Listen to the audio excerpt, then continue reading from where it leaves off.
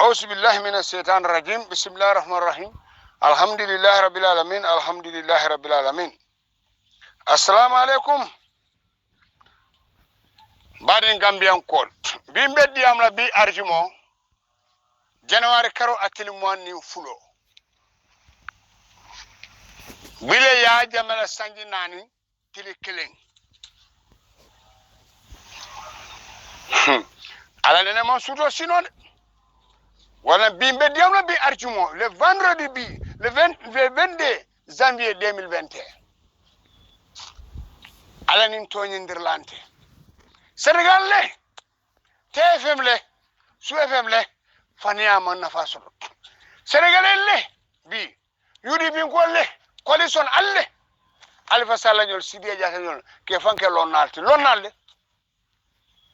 lonnale ike fan kumandi lonna momé kumandi lonna mu ala tatu wala hikma londo ala le kawdi jombu ko soto man sata la falilu yala la ngani kan niajen ka fay ko alta suratul rahman adon jumala ni sangoni jumala sa jindino jumala londo ya so do fay futa sangoma babal tangung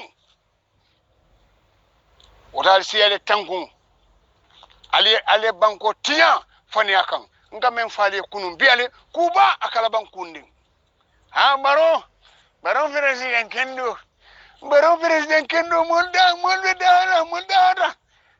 ala leka moda hande barbalo nako yaaje me mankal fulanti nka mengo men falen ko suratul rahman ala korosi sa wato le sita mori belari afana rek ay mamang wala ba feño faylale al mahrus la fo alla wato le sita minin tafal tonyale bela banan ka men fale den kunu ale alla morole o batara morol wo lonna batara lonna ile munana ma adama baro sindi ya jame be sinam hal mal junyal sindi alta sindi laje al mahrus la fa man fo fe allah lonna allah duwalal le setan duwalal ali wol mutal lonna wol mon suti alama ya jube camera ko dindi ka ba buro wala ko ke fenko bula wala londoti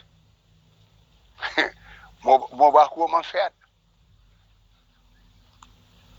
mbek kuma kelen fanan dandalala le kunu nka diamu bar sainte o diamo tanola mbe prepare kan pour ka senan banko kan sain atemela na deda mastalla na wato sita mfaranda se wato sita akamdo ko samara ni da samake ye kunko fita iparta bala ye men fita ya janni akafunyoma ya janni sama jiyo na ya buntande ye tiyo busaje ay falling nyama fali ya be binde fa senata weti amota ya so almarus waro le sida aso ya be janjang ya be so ya faja ya kafunyoma kabri ya kafunyoma pareta ya busa yo tiya sumo busa fo pareta ya fele kabri nga fe nga be soti botol kono sa muneti de kara baskilo to ka pese la ko kabra ni asamba baskilo nga pese njati on la man ma fengo boto nyi ngodi elel pareta bala munen kase kana gambia ngamune faale no ngoni yaje mebina kan gambia feriol be panalal alta borod la sodolat billahi wallahi nallahi taala adama baro ya lonne good luck Jonathan manna pour constitution la kola akanyim political party sol membe those are those fake people baro a briefly personally ka fa ko lummena yaje mebina adama baro ya lonne lummena ala biombe jila gambia kona alone Ectora jina kana gambe is 4 hours flight. Ali fonya la moriala ala la katsa. Ruano dumda. Setano be findi kam banko kan. Alben ni misalale man samu ala taltu wala nangalta mulkul muntasaw alay mun foji. Isan. Batarote fendi abuka Qur'an la kuma kan Qur'an wo ala la kuma kan Karim wo kuma buñaare wutu. Karim wala buña fewti. Akuma buñata bare manka faamroke wala koliyata pour ya faam aka koliya bak. Lonnal le ngoy ko nyimma sakunda al nata nyame al départ nyame amam petia ali atamandi nyame amam petia alla bandula fana amam petia ala bal jola firda jahannam kon do ma kamen fo ngaji ba kuloni ndoma ogasani kata jamme jila ko ngela audio moy jelo yem fa jiba kuloko han lakra yelo te argana to yalan ku sodare wala nillo na me soso ay nga wala bo jamma kero te lakra wallahi to nyaf jamma kero avasiad hal dunia ko na la koros yelo jamba kero abe yiri bala molla solo fambu kala fa ba ala nin to yindirlande nin ci hakilo warta ya jemma ala la man sakela ma ngi sedan la man sati niaje bebe silan ningala munem ala wato le sita be international community they are all informed ta manke ibu jalo la kuti de ngalon membe tamaka ala fo Barrow konte baytla ko ya fayna ko ya jeme be jila lummenna wati juma ala flight be jila gamba from electoral Guinea kana Gambia is 4 hours flight akamoto ko ka bokka Casablanca kana Gambia is 4 hours flight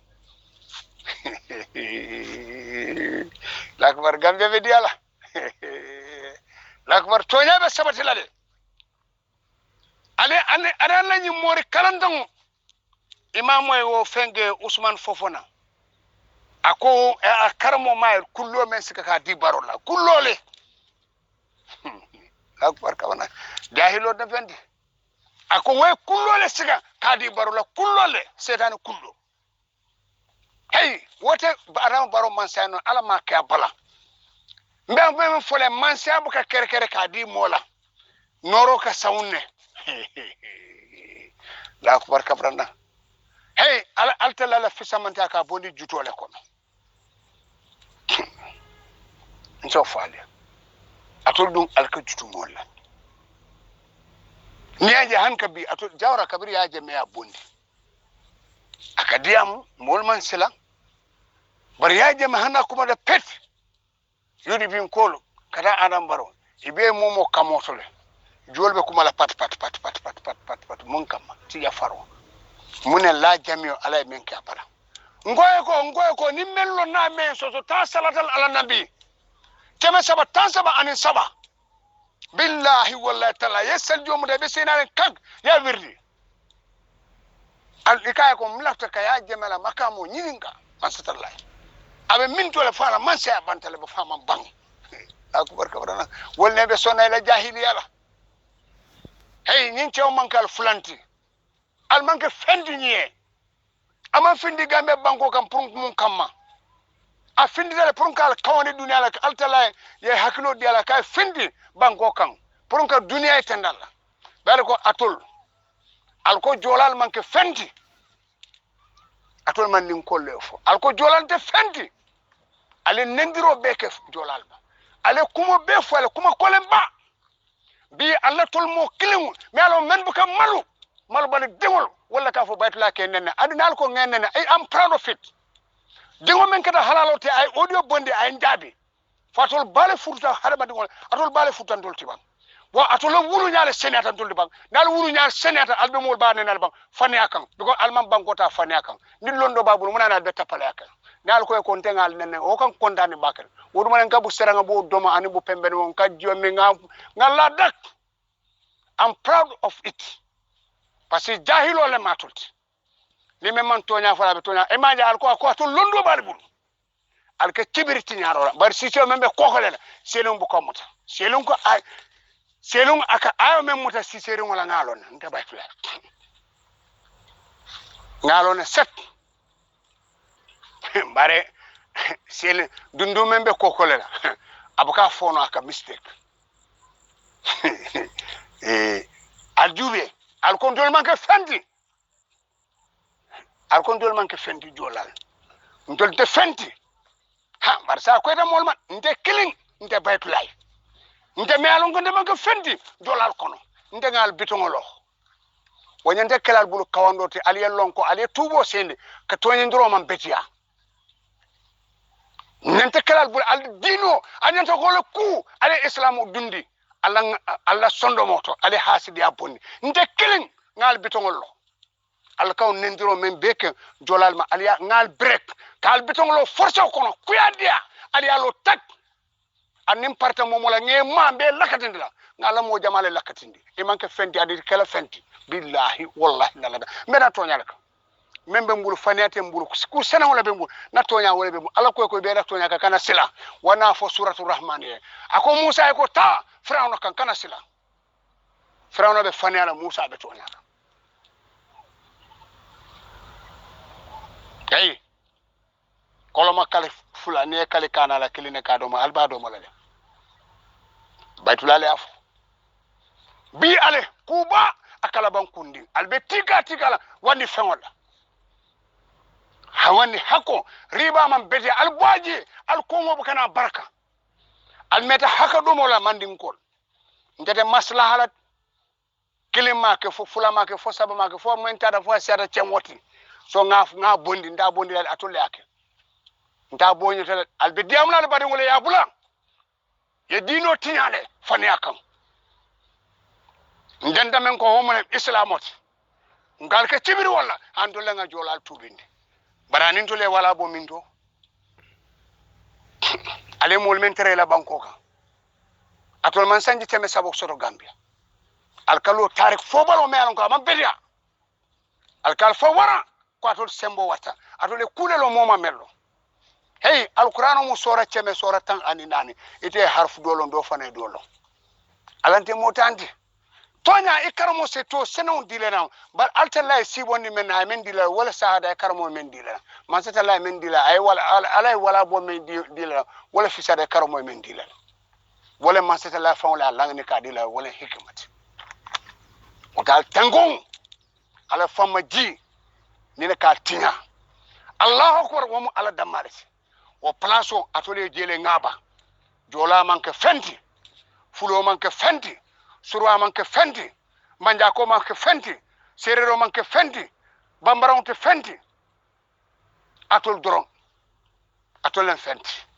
bi almantara kon so ya jemela nyi muro albe mun fola moli iman la fi mola kana la femuta e ko so la ta femola se la ta femola nya ya kanjang wana inde en katala ka bin 2070 hini nan kay malafi nde dunna setan masakunda ko billahi wallahi taala ngante baytlante otala molon wo jolal bijele adbe fongo itandila melon ko fengo manke fenti jole fengo le muta fengoti ndenga wululale fona yallo taja albe lula albe fania dejalela alba fola ko ya jeme mandin ko lennen wo daji ka kurun ala bula jumale mal daji ko lo nendiro atur ka commencer diamo la wala bi atul kilingole bal dayelela ka kumo fo na la londo babul ay ala long ale kilalo kabri kil resu ya jame banko ta sojaro anala fano because gambia ale sojaro muta mo jaw balles watina altala ya ifendi ala camera ala sokla mu uniform tiolti wala ala sokla ko ma to la man soto amuneke alqur'anu ta atasaba babul aka alqur'anu chafu nin dole me alon ko haklo wata atalno ha nin cew wala nin siw nin juttu sala mbadu nga bordi parce que nin cew ni memba bulu parce que man sata la ko ndele ben dino kantala bare ni mo mente la dino fon kanta altala fanan be kantala ngo in 2005 nka sunkaro ke Dubai arabo dole akonya ko where are you from ibota min kay mbota Gambia ako Allahu akbar nene nga saton na audito nga ko munem ako Allah man sakehe nyobe dula United Nations General Assembly na be diamula ndol ka tala diamo la moy wo bu kan tol dang lu mena ya jame be diamula mbe ka tara sirin teleto ka chuwe ate ikwa ate dorne man saketi dunia ko men ka fo auju billahi minash shaitanir rajim bismillah na nyi fo ka setan kurna bugundol be kan la banko don ka fo Allah akbar akonya auju billahi minash shaitanir rajim bismillahir rahmanir rahim alhamdulillahi rabbil alamin ako qur'ano babulu tasaba babulu fango babulu akonyi mo miselma hakanguti e ka kamwa e ko ning nabe anim arabol ti fantol batala mbulo nga ko altala mala fi jutni ala nga fingole ko yo saba akonye ko ibe min sina nyam futema bulaje ya domo e kay bota gambia to yanga ako muslimo nga gambia be muslimo 95% all muslim ako mashallah mi obe alma korosi abota je aman sanjo si akwai alala aka wili ay kureta ke watma ni jumo sita kala banjunu moskata ka jumo sade alkamu na fatul mandi gorka ha ya je me kanata je salola chairman kanata je dita je be fala akwai ni ben fala yen fa mbita ka alabatola ko fenge Muhammad Mutala Nigeria wana Nigeria man kayro solo jumalun abita juma salola ya bun with a bringon ya fa Nigeria han ka bi kayro bi jeba mo kata alabatola man sake ko ba fala wana Nigeria man kayro solo ya misilme fula jamale fa wana Nigeria te kayro sotna fu duniya kini mo fi yemen fola tafa balewa yow kanatele misilmo la hakan o bulaje Muhammad Mutala yo fanam bun jumalo ka bona juma salola wana ka masake fa ato drone o jiko soto wala ka tra sonno moko almalo munen masati mafo Allah ni adama barola mansade Allah ni setan masade bar atala la mansake ni afa banko ko kayro soto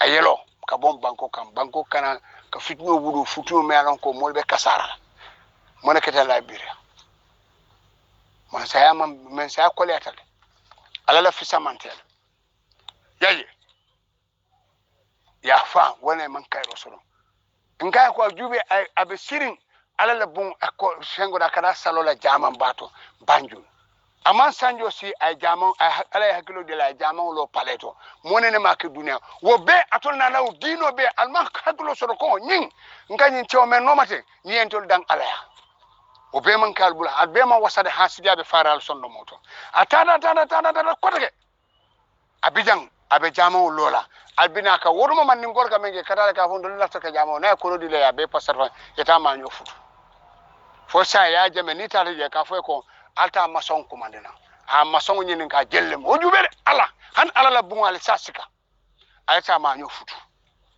na lo dal ko jola tulum ba atoldu ya sajube jola se ko di ala kay ko ta ala la bungo ata ma nyo futu atol doron ne ok o botaji akoy ko masongol nati ni masong nata koy jamamu jelu ya be fa ko do konti ati masongola so atol nin dol jumalen ala sokilat fond allotida wo be ay ala la bungolo jamamu wo be man korse wo be akorge ina rakorge ya samba makamal ibrahim wo be ala korsuro man sije wo be hasidi ala munen jolalem nin dole me alon ka hakilo sara nyanta ka fu alon ko ha ngani cew men celen atujede al bote je ko de na ko de ci la rewlo yelay atol nyimbe dino promote kan gamben kol be nyabo kanke bar muna man findi man ningo atol be man sake soto no la nyaadi la do man sake soto atol man na man sake soto atol be albe nyin kata banjun je albe tela ciana be futala foni la to la amra ko albe banjun albe cibirla ni fura be nyin kala banjun ko la yamna ala tala be place di la tol ba anje korosi ba atol man si foro atol ka bakku kumo da kolon da ko da man betia da ba man betia kuma ba man betia kuma fori ba man bena da man betia wana cila nango muta annango albuka muta no wala albatent kuma ba fo wo botaje ya samba cila rewlo kono hadama no men dara ne ala yenyoje han ka biatol ma wasa ya samba ko de ka bayira wo be mun non jolale atol mo kilo wala kana kallo ya je menti teti atol kilo wala kana kallo e ko ya je mel ka boy musol kan ya je mel bungo bun qur'ano la be mini alman sila alanya alman sila kilanya hani fudu muso alqur'ano ko bungo be qur'an isa hani ka muso landi je ban aliyo be tumida fat kamara me ya ko agona ama juo bondi duniya be yaji abuda be dinkare musu jene la ba abuda ka dinkale ma abuda be dinkare aha fatan man de sute ban ha musudele sandi nana we ko e wang bale sira wala fang wang nyata hani ti amira ko akadiyamu tole wala akamundo ka he is talking to fools akamera ko akadiyamu tole he is talking to fools amira ko atole atanya me molekto ala nin tonyendirlante ajube abuda bi alsala tan la ko aka mentum yaje me fanyala imaje te ajobe wura fo laban chobe nyambuta la kunta fu musolem ila kongo e mutanya nyambar kucha ko te men kono wala kunta foti mo be kala fi kado mol fo nyambuta la fo ajobo bondi ka populist ka ke populist fatu network ala nin tonyendirlante o be nata kala buru ko kawando tiba bi ale bi bankoɓe ñaadi bi aye adama baro men jembo kuno al ko nga fatiyata adama baro atule al ko nga setan o balmu ado man ngol to kuno adama baro ay be min na fa adama bita dawda dim ko na to nato le bele bitaji al salon ko alanin to nyindir lante billahi wala tan al cipande dawda dim ko kono adama baro bulata damen al be bulalati atule a melundi atule ala dani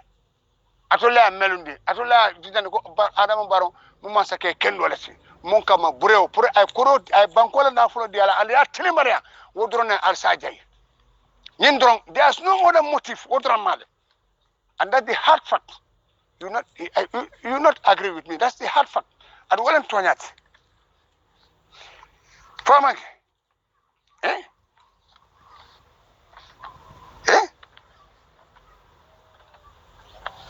ali alfan tika jang ko londo babulu londo le say mun ko fele be mun ko jindila gambia ji nyam sibiti tambla fana mun ko do bondi wana ala nene mon suto sino ajibe ila fengo minister of health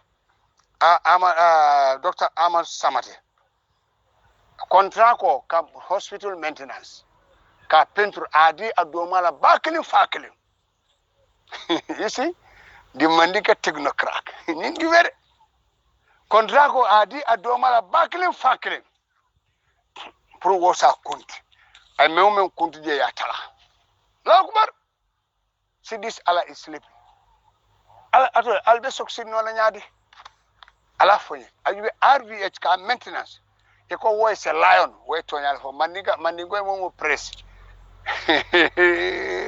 sebe lakira ajube e ka oja adoma the same modern father so netra badi ya kule ya jame be tol fon sponsor la to go to university so mbone me alon ko ay mol men karni mobile cheme fula mobile talulu anin fen abe karndi a jama be mo mandin kollete mo cheme nana nin fen ay men bondi foire la ay kef sotolate ala sanji mo nin fulo ay mo jele hijindi para abjube wobe ibukala kuma kendo fo bi kuba akala bankude because mandin ko lata men wole moriati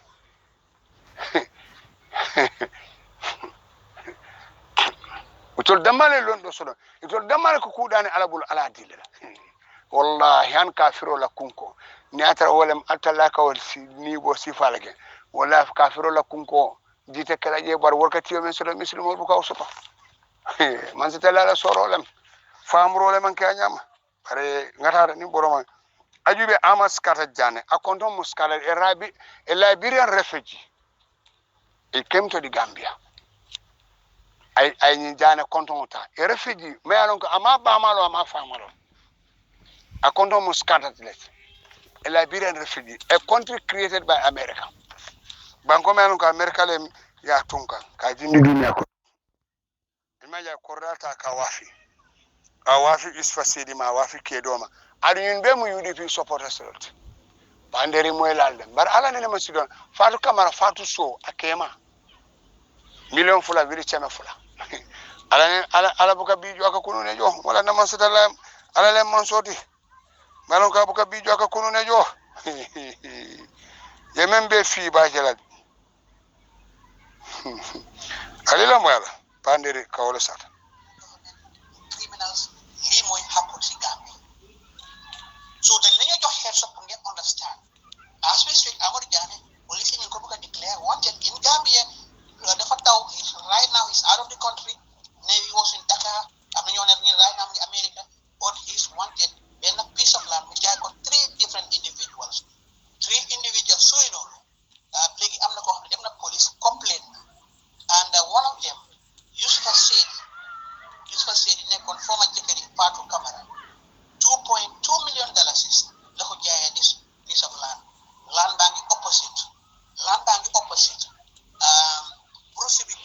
station yéen ñoo xam ne ne Gambia xam ngeen Bruce bi police station so Amadou Sacré Diagne land bi daf ko jaay use for $2.2 million Amadou Diagne ñëwaat jaayaat the same land to one Mr.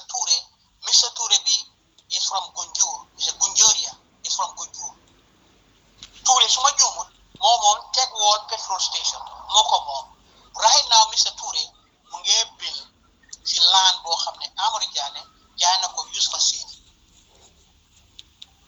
di tax complainant moom tamit mi ne jox na Amadou Diagne $2 million for that the second complainant jox na Amadou Diagne $2 million for that plot of land the third complainant mi ne jox na Amadou Diagne $1 million for that piece of land ñen ñoo nekkoon minister of and living local government lands UDP right UDP ñoo nekkoon minister of local government lands si nguuri Adama Barrow so dafa dem si ministry bi ne waaw document bi ma amoon ni dafa réer gars yi replace so léegi pour mu jox use list paper mooy problème joxul list paper so use mi ngi bëgg a dem développe foofu léegi gis na ne ku mel ni Mr. Touré mi ngi bill foofu noonu so right now Bruce police ñi ngi amee case bi the guy is a wanted man he's a fugitive he's on the run so di daan naaw di ñëw Gambie di wàcca réglé wut UDP foog ne amoon na xaalis dem na seen congress bi def nañ ko executive member ndeketoo waa ji is financially struggling yàlla na sutura yàgg Gambie yàlla na sutura yàgg te yu fa seedi bi moo jëndal land bi si Amadou Diagne Mamadou Sané was present Mamadou Sané ñu bari xamee ko Alex moomoon OK Gambia Limited he was present agent yi use for seedi la léegi Amadou Sacré Diagne he's nowhere to be seen he's on the run police yaa ko Gambia dem nañ check si UDP bureau bi mu nañ koo gis he's nowhere to be seen man yónnee naa ko message reply buñ jàppoon su ma ko yónnee message daf ma dee reply last two weeks ago maa ngi ko call jëlul téléphone bi return suma call bi time boobu sama xaw moo ne he was involved in this kind of alleged corruption so ñii ñoo wax ne dañ bëgg pour ñu dénkaleen Gambia drogue bi ñëw ni si dëkk bi ñu ne opposition supporters allegedly ñu ne ñoo indi drogue ak soo gisee Adama Barrow am problème mooy ne ñi mu doon liggéeyal démb ba bokkaa ñoom benn parti ñoo hijack nguuram bi Barrow tey ki ma ooyee right xaanam kooku bëggut Barrow dafa xeet Barrow alright su Adama moo tax ma ne dañ ko yërëm dañ make sure ne foog ñu wax pour jëm ko éduquer mu mun a def loo xam ne moo war pour seen réew mi tey drug squad ku ko jiite di Bakary Gassama kooku noonu UDP supporter la kooku noonu tey ñi ngay jot information ne sax drogue bi jël na ko transfer na ko CTI mooy seen office bi nekk Bijilo foofu la leen yóbbu drogue ba guess what lan la gaay wax ñu ne dañ ut a well demand ñu ne well demand dafa ñëw fi ñu dugal drogue bi dafa well the entire door bi kenn du ko mun a ubbi door bi sax amul padlock ñu ne door bi amul padlock dem nañ ndax Adama ne drogue bi dugal nañ ko si benn néeg CTI bi nekk Bijilo Modou Ba koo xam ne school dropout la moo jiitee drug squad bi foofu noonu opération yi mel noonu ñu ne kooku noonu tey dañ indi a well demand ñu well place di ko far cocaine 3 tonnes guess what gonna happen mën na ñëw indiwaat well demand bi ñu génne taay bi sàcc taay bi ñëwaat well that place bi Adama Barrow ngeen nelaw o leen ko wax leen ko mu eew yéen tamit ba pare Bakary Gassama UDP ki ñu bëgg a def flag bearer indi even ne Ousseynou Daba taxawut kooku mbokkam kooku mooy kan Lamin Sané former OIC director Lamin Sané moo nekk seen plan B indi even ne Daba du taxaw lii top state secret la dama koy disclose programme yi ngeen xam ne Gambia si now coming back to Amadou Sacré Diagne nañ dugal si bureau bi li nañ si dugal si kanam Amadou Sacré Diagne ak Banka Mané yaa police su Banka ñëw na si réew bi ne ko waa xam nga lan la ñoom maam bu rek jaay gis na ne ñu ñooy ñu ngi di sàcckat yi si réew mi soo amee seen attention rek yow tamit dina dugal because the Ministry of Finance ñu oversee the OIC ñoo koy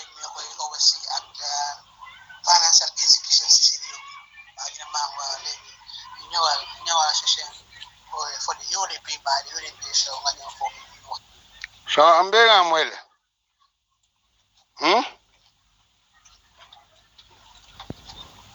Akanyen be men be commandi. A corral wa be mu UDP supporters let. Fatu Kamara came my society nalod. Nimbe mu UDP supporters let. Saya jele ikafanya men be de jele ma ya be de ngunde kuka. Amar skara jane sonde Gambian. A refugee. Yaye. Awina la nimboro ma me ko matula bukalo. Nga men falet. Awina la nimboro ma me ko matula bukalo. Ndega kuma sonfe na ala korosal bajela. Ala le man suto sino. Ali la moy mun ko do fanan to mon ko de sibit sambila. Ala var fo mun ko wala o mar barmaro man ba nyaada ko ko fe yola bute wala Stuttgart in Germany. Din kuruman tamenye ninla. Bele kanyanda. Ali la moy. Last Saturday, the police seized 48 blocks of cocaine in Banjul when it was tipped off about 2 bags containing cocaine. The bags were discovered by laborers helping with the offloading of the sugar reportedly ordered from Toyota Sugar Trading Limited in the United Kingdom. Speaking on Thursday to brief the press on the drug seizure following several media inquiries, officials of DLEAG explained that the cocaine was discovered in a container shipment. As many would have heard, the said case relates to a suspected quantities of cocaine discovered in a container shipment. According to the bill of lading, the container was addressed to Barrow Food Company. This is a registered company in the Gambia dealing in various types of foodstuffs since 2016. The company has 2 directors, namely Osama Mahmoud, who is holding 45% of the share, and Hussein Saif, 55%, who is currently reported to be on holidays in Lebanon. On Saturday, the 27th July, a Mauritanian businessman, Sidi Ahmed, bought a 20-foot container marked CAXU 6080692 of sugar from Laura Food Company, which was delivered to him. The container was part of a consignment of 30 by 20 food containers of white crystal sugar ordered from Toyota Sugar Trading Limited, a company based in the UK.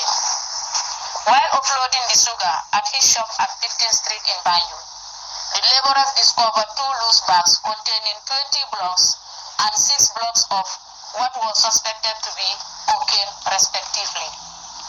The laborers then informed the buyer, Sidi Ahmed, who also called the attention of the supplier, Madi Tajudin, who happens to be the sales manager of Laura Food Company.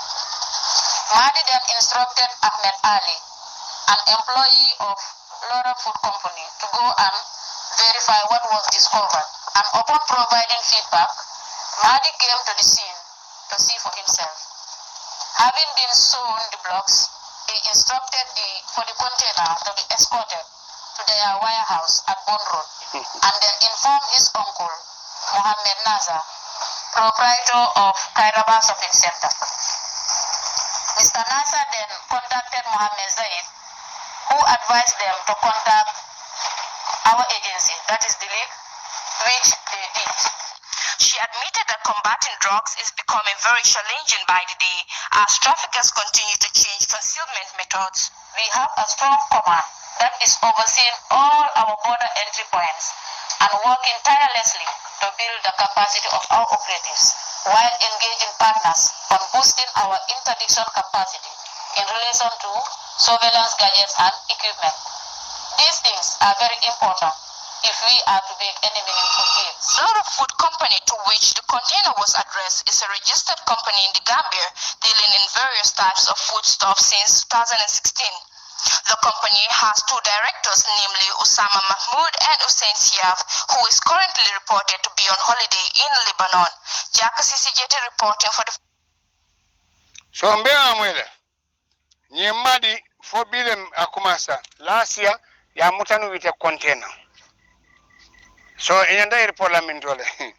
Gambia. Nindronem ni wuliya la tina furun kan mun ku jawo samana gambia ina nabi wuliya fula ya jamme tenin sambe nga moyle amma mo kumpa alila moyle ala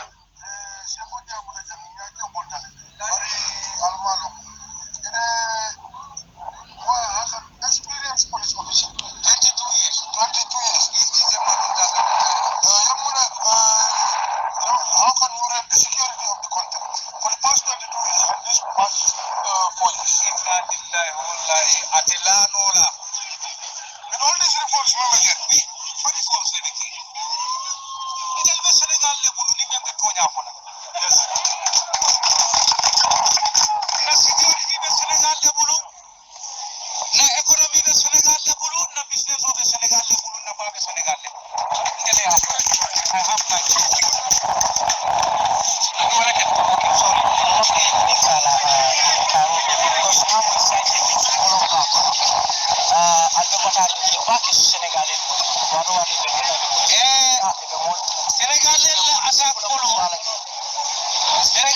attack follow camera kita jahankan. Yella fire service officer Bunkirola Menajam. I was in the operation.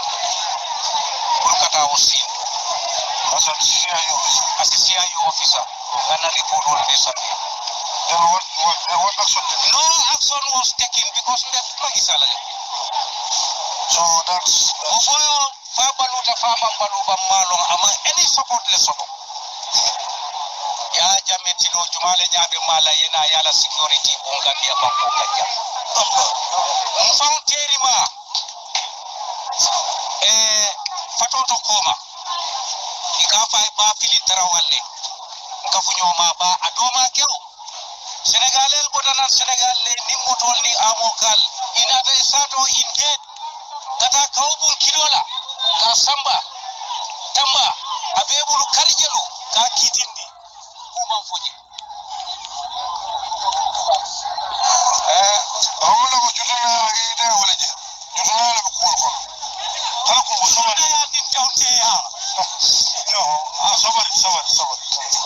Kebe be ko na daro binda wala tallai. Ya jamme ay fere kay na e ponni ni bana ko. Ay na e ponni ni bana ko no. Ay ponni ni tina tayya ko no. Illa ta katino tinya. Ka ko be tinya gambia jam. Adu gambia bu bang gundine ti bar banguba. Momo la fa nyimbang ko samale din kayro le nyanta tala. Patinga danja ala baraka ala batimal. Bara ay fere ka ay na. Ala baraka. This guy is an ex-serviceman. I do go kenya masakunda ay fonyo. Sambenga mwele menka loka fo banko be dialen batara dingol. Ni a good citizen. Atol bala posole ni ba man senia ibe nyun fasala le. Ta ya jube ba kata dingol lem. Ani be kurasi iba man nyol ne jubere ni fanyol imantala ko billahi wala taala. Adi sifale. Akala poso durne do pos kono dingol. Futuo man sidini sila kendola dingol te kayru duanola. Mok ate ku kendo do kunala. Ni ndora ni moya be kumbola. E ko hospa sud sayale. Baba ngatonya fonyo e. Hey, kana nyona kari. Tonya munun kono tiolti. Ni asaba kadimine. Mini tabal. Tonya la bela banna. Ya jamani nyunu telano la. Illahi wallahi tallahi. Itelano la fang. Sangone banko dem. Ala yin tio sole aso. Ay marlo Kenya lo ne.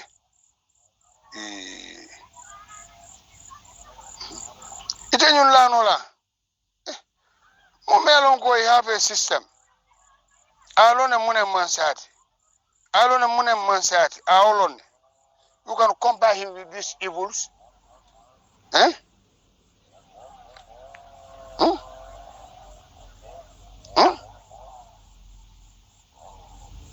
Eh? Baba ngatonya fonyo eh? Eh? Uladna Gambia.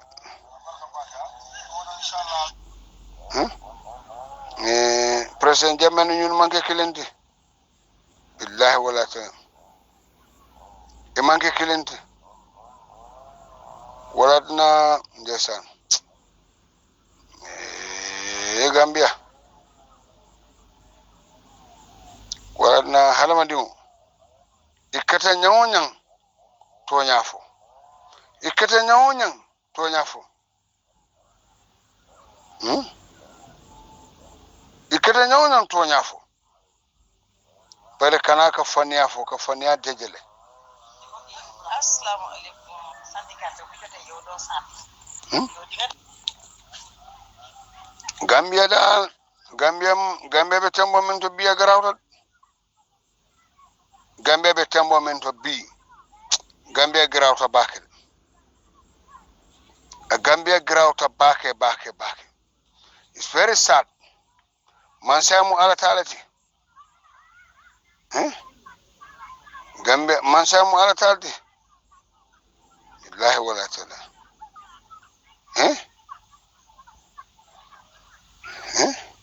alila muy ya jamela tilo folo nye mira fenke ani fenke imaje buya sise fonyi da islame nyobare ngole ya si Gambia yamwe ala muso e ka fa fatu kasama ate buya sise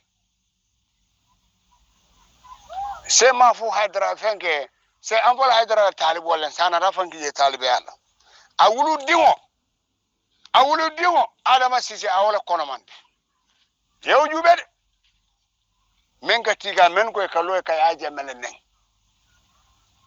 ibe ka mol nenna ha mol kara jeno la kanila ate wulu dingo awala konoma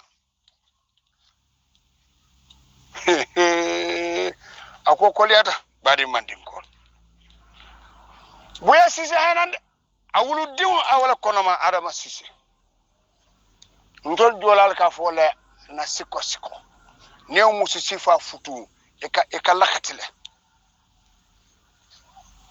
ya jubel very interesting bi dinu hana wuruta karfula sai adogdo adingo to da ka tola amfani alala mo kendo yewo batare yake wuru dingo abama bije ya bama landi ya fana landi Allahu akbar buya sise da salam ide be bola fonyi billahi wala ndol be bola fonyi ini la sungulo ibe wuru baylale biya kere nyari buya sise la nyini ngale awulu dima awala kono ma adama sise ala nene mon suto sino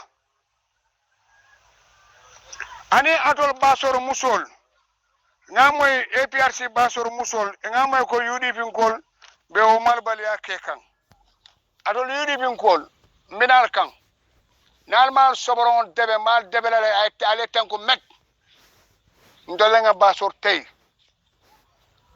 kabira bina dial ninji man naji ni men soso ya try alo malbal ya sansa bal feñ o ni mol saltal bu kason kasali nale dinolo ale allo ale kilalo albatul bal signoto kajafila alba signol nenala men yal jia yal kemmoti yal seniyandi ale fan kongon dino e santo basor am commento yo minal kan men ka o APRC musol attack ke nennu mi am mina kan mbal tor sotala bal feñol debela kandege ndele ngafo allo malbaliya allo dino ala lombo mal asamadan almu dino tal be setano balundira albal fan landila lolo e santo ngala kuma ngala compleno mayde al commento yo nde sansani mbolom balen mol ka cibira alla mo alla bato be mo dabaro mo tinya wonal ko mol bu ka kati famra ka ala be sino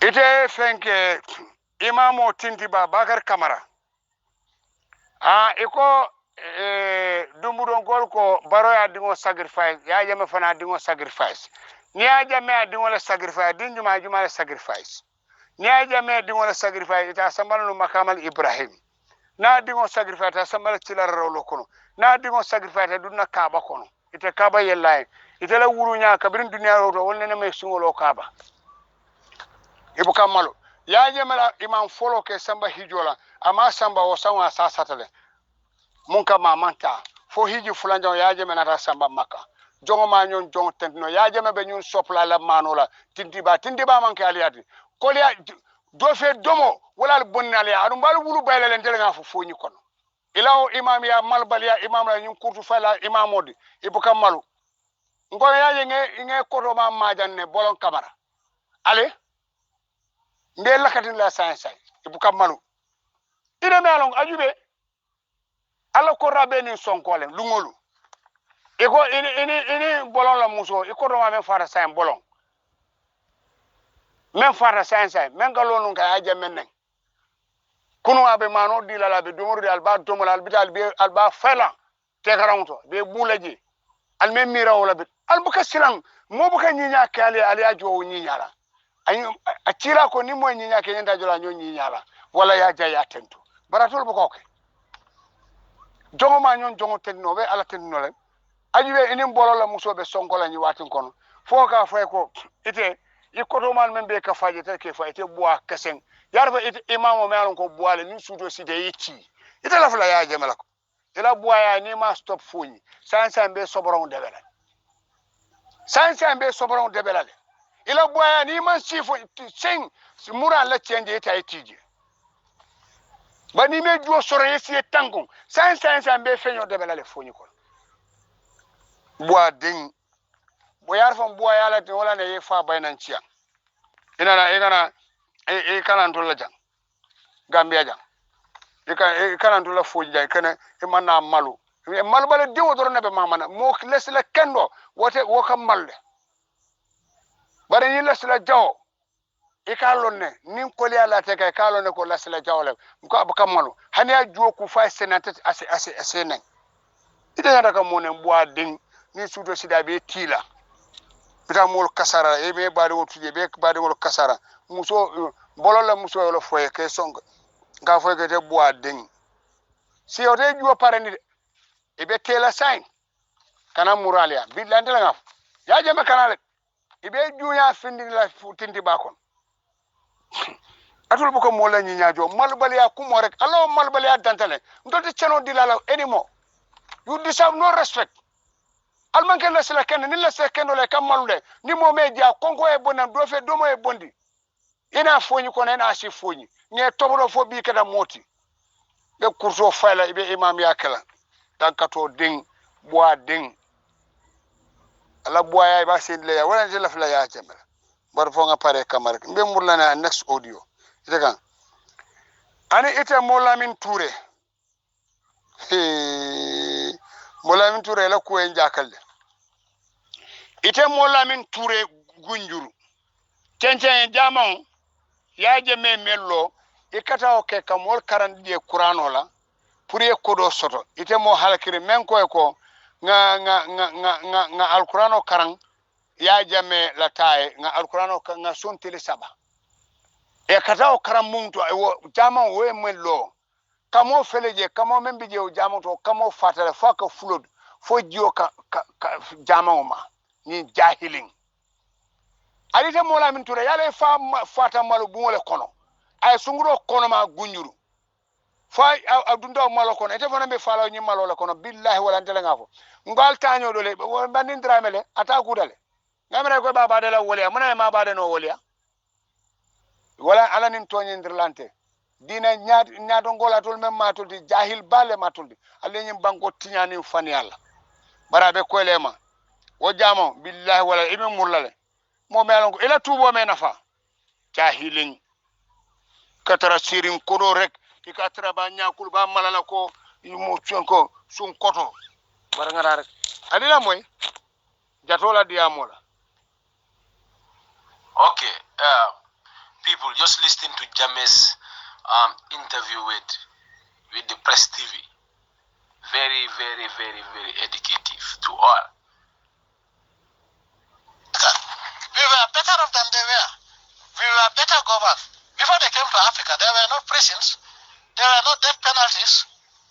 Have you ever seen an ancient prison built by an African king or African leader? So, they have nothing to teach us about democracy or administration.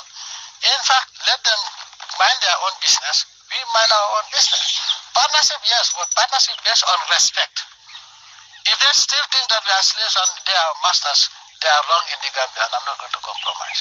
Well, Mr. President, today's youth here in the Gambia, many of whom are unemployed, when they wonder why they're in that situation, they won't be pointing their fingers at the IMF, World Bank, the EU. Surely they'll be pointing their finger to you and say, Mr. President, where's my job? Well, even the Almighty Allah, who has everything, could have made everybody a wealthy person. But if you sit down and do nothing, obviously you'll be poor. And due to Western propaganda about African governments, they blame youth unemployment on the governments of the day. Tell me one Western country where there's no youth unemployment. For the Gambia, I can defend myself because I have built more schools than the British would have built in a million years of colonizing the Gambia. I have made education virtually free, including university education. From 94 to date, I have sponsored more than 250,000 students, irrespective of their political affiliation of their parents. And I'm making education accessible to even the son of a fisherman. That is what I can do. Give you the skills, give you the tools. Now, if you sit down and think that you cannot be dirty because you are important, then it's up to you. I could have sat down and said, I will not lack food, but that will not take my country forward. And that's why I want everybody to be dignified. But unemployment is everywhere. So let them not point fingers at us. And of course, 400 years of exploitation. What do we expect in 50 years for us to do? However, Mr. President, your critics, both in the Gambia and outside, Even both God, Gambian even God has critics. and Western, Oh yeah, say that although you have a program and agenda, your people are not truly free. They can't criticize you publicly. They can't run their own media. You still believe in the death penalty. If one is a homosexual, they have to flee the country. And they say that tarnishes your record. What do you say? I don't care what they say. Africans have never been homosexual. You have never seen homosexual frogs. I have cattle, I've never seen homosexual gay cattle. And homosexuality is detrimental to human existence. It's un-African, it's unethical, it's ungodly. Go to the Bible and the Quran. We are Muslims, and we believe in the Almighty Allah and what He says. Whatever Allah says is haram, we will make sure it's haram to the letter. I don't care what they feel about me.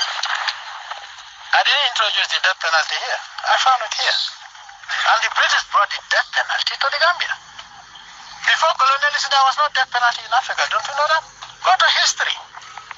But it's also said that it is also said, Mr. President, that it was the colonials who brought in the laws against homosexuality into Africa, and Africans have maintained and kept those laws. So to be truly African would to be to remove those laws forbidding homosexuality and to remove the death penalty. Are you attributing that homosexuality is Africa? There are some Africans who say so. Yeah. Now, in the slave trade, doesn't Africans capture people in the bush? So those are the same type of Africans that we still have that they use against us. So I wouldn't be surprised. But homosexuality is un-African. And let me also make it very clear. Even if the whole world accepts it, jammeh will not accept it in the Gambia. Let them go and tell me whatever they want to tell. Do I care? I don't. What I care about is how Almighty Allah sees me. I'm a Muslim. In fact, none of them can take me to hell or heaven. But it's the Almighty Allah who will take me to wherever He decides. And homosexuality would never be accepted in this country. They can call me any name. Do I care? I don't. Imagine, Mr. President, if you knew somebody, thought they were talented, and they were even related to you, and that person presented themselves as a homosexual, said, I can't help it, it's how I was made, would you still condemn them, or would you say, I must be merciful, beneficent? What would you say? In applying the law, I have no relative. I have sworn to the Holy Quran that I will do my duties without fear or favor, ill will or affection. And I say, help me, God. I didn't say, help me, relative. And I didn't say that, except my relative. I have sworn to uphold the laws and the constitution of this country to the letter. irrespective of who is involved.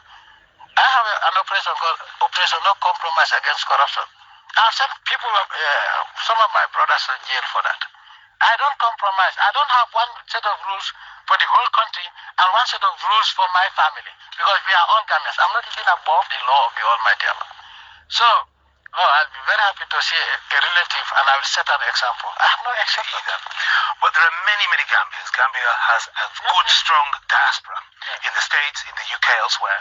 Some of them say they can't come home while you are president because they feel they will be detained because they have been in opposition, because they have a different notion of how the Gambia should develop. What would you say to those people? They are not in the Gambia, right? They're outside. They're outside the Gambia. And they say they are afraid of coming. But there are thousands of Gambians also who come here every December to celebrate New Year and whatever. Thousands of Gambians in the diaspora. Those who commit offenses have no place in this country. And let me make it very clear. Let me make it very clear. You have about 2 million Gambians.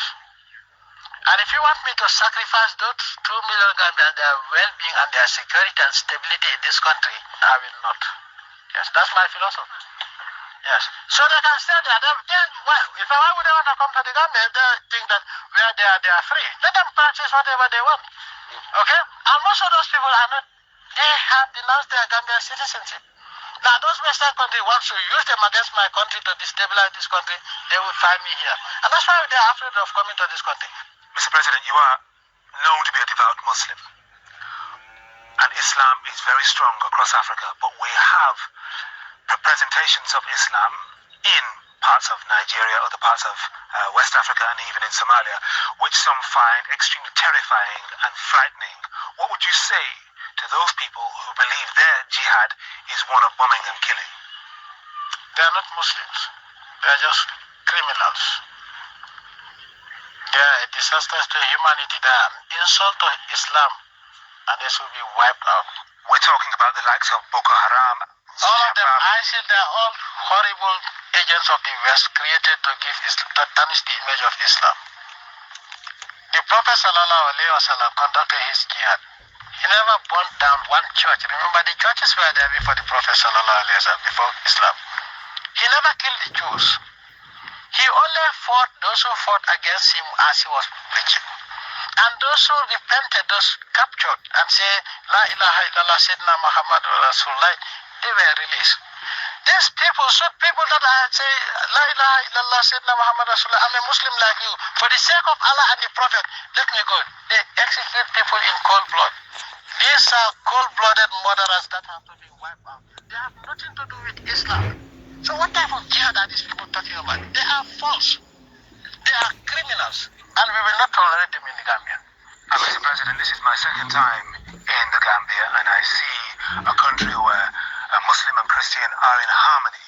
How do you maintain that, given that not too far away there are all kinds of extremists who are looking for a new home? Well, Gambia would be the wrong place for extremists. We practice pure Islam. If there's anything that we call fundamentalist Islam, is us, the Gambians, which says absolute peace and stability, submission to the will of Allah. If you are a true Muslim and you submit to the will of Allah, you will accept human diversity because the Almighty Allah created us like that. If you come in December, you think that the whole country is Christian. You come during the month of Ramadan, you think that the whole country is Muslim. This is what we believe in. Living in peace according to the teachings of the Holy Quran. So if they are looking for a new home, Gambia is certainly off limits. We don't believe in hate. That is not a religion. We don't believe in killing innocent people at the market or bombing people in a mosque. And you call yourself a Muslim? Not even in a church. Killing innocent people. They didn't say killing innocent Muslims. They say killing innocent people is haram. What are people going to a marketplace? What have they done wrong? School children, what have they done wrong? This is political. It has nothing to do with Islam. Until recently, people both in Africa and outside were saying Africa is rising. The continent is being uplifted. But because of what has happened this year with the Ebola crisis, they're saying maybe this rise wasn't quite so robust, quite so strong. Where do you think Africa is at this point? Well, there are powerful forces that want to see Africa fall instead of rise. And everybody is talking about Africa rise, and by the grace of the Almighty Allah, the rise of Africa cannot be stopped. But they do everything possible to make sure that each time we go forward, they bring us down. When Africa was so prosperous and they were so poor, they came and colonized us for 400 years and reversed our advancement. But this time around, whatever they do, they bring Ebola or any other virus. Africa is going to rise because that's what the Almighty Allah say, and we are going to rise up. So most of what they're talking about is even propaganda. Because look at how interesting it is. The origin of Ebola is then Zaire. DRC is one of the richest countries in natural resources. And then you look at West Africa, where it started Guinea. Guinea is West Africa's equivalence of DRC. Sierra Leone, Diamonds, Liberia. So how is it possible that Ebola is only targeting mineral-rich African countries? There is somebody behind the virus. But also, it is very clear because this time around they got it wrong. You know why? Allah exposed them. How is it possible that whites, when they have Ebola, they are cured and Africans die like dogs? So this is the question I want to ask Africa. Africa will rise it whether the West like it or not. But we, the leaders of Africa, have to wake up. It's a question of leadership. President Yahya Jammeh of the Republic of the Gambia, thank you very much indeed for joining us on this edition of Face to Face from the Gambia. I'm Henry Bonsu. Thank you. So alamole akim ale kilim fonye ni coalition o meo mense o lodo soro ka diamu te nyindi am te nyame mense kunin no ko nyin kunin te nyame baba ngana nyu tulu nyola ninda hawholo alo salo nyola who have been counting millions billions of dollars sai ka alkamale di nafikin kada that malaria patient Sidia Jata ile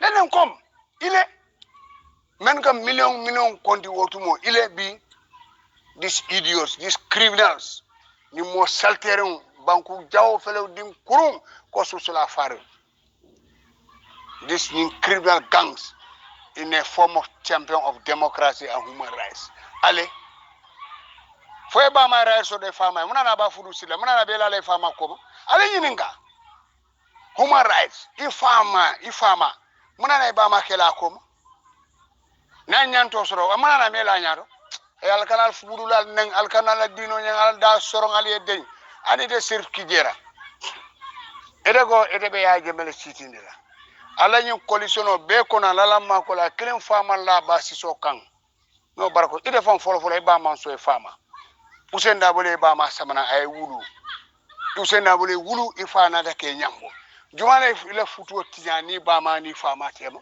mu idiot e ka fo fenko victim center alla victim alba duol fer la je fale pada ngo ndele nga fay ko you the technocrat mandinkas this victim center TRC jane comme these are all fake barako le tije parce que William Ambetia alka sabu bagale ka fania dejela wobukar sil albuka silang wana bekala duani ma alte kala fendi albe burbul la albe burbul la lañu burbale burbula nañu yudi bi gura ay jole fe fale bata tous dumale ngo ya sungo salam ya jabala na wosidal alta baro yinika bal duol felale kandake bal sobron dabala kandake dankato dengo la sila jaw alani banko be tinyani fani alla wuliar ka sap wala nala siso konko ite sirki ya me alonko ibama muso sola so musolli men dabije